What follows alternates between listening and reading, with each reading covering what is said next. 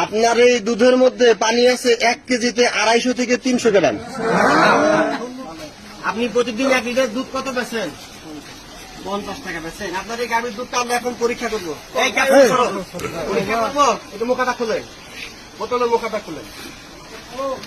সর্বপ্রথম আমরা তাপমাত্রাটা মাপ করে নিব, এইখানে তাপমাত্রাটা কিরকম আছে।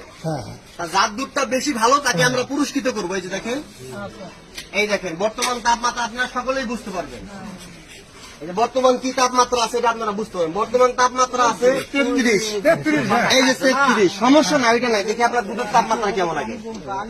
33 পাইছে, হাত সরান আপনি। দুধের তাপমাত্রা আছে 32.5। হ্যাঁ, কাছে আসো। 32.5। আপনি ভয় পাবেন কেন? হ্যাঁ, আমাকে তাকে ভয় নেই তো। করে এখন তো পরীক্ষা, মুখে সরান। এখন এই দুধটার মধ্যে আমরা মেশিন ছেড়ে দিব। আগে তাপমাত্রা পরিমাপ করছি, ঠিক আছে? দেখা যাচ্ছে আপনার এই দুধের মধ্যে পানি আছে 1 কেজিতে 250 থেকে 300 গ্রাম। কেন দিচ্ছেন বাবা? এইদিকে তাকিয়ে বলেন।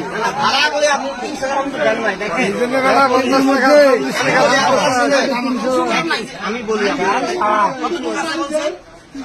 আগে নিয়ে আসি। আপনি বলেন কত দুধ আছে? 400 কত পানি দিচ্ছেন? 300 আমার মেশিনে কিন্তু পরীক্ষা করি। সত্যিটা বলেন, কোনো সমস্যা নেই।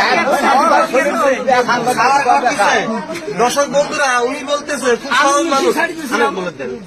উনি খুব সহজ মানুষ। উনি বলতেছে দেখছি ধুয়ে দিছি, পরে বলতেছে ছাওয়ার ঘর দিচ্ছে। বাবা দেখেন, কত কেজি দুধ হয় বাবা? 4-5 হয়। ওইখানে যদি 1 কেজি পানি দেন, টাকাটা হালাল হলো না হারাম হইলো? আপনারা বলেন। হারাম হয়েছে, এইটা করা যাবে না। আর কোনদিন পানি দিবেন? বলেন যে না। আচ্ছা আচ্ছা আচ্ছা, ঠিক আছে। আর কোনদিন দিবেন না? দিলে আমরা আইনের আশ্রয় নিব, কেমন? আর কোনদিন দিলে একই দুধ।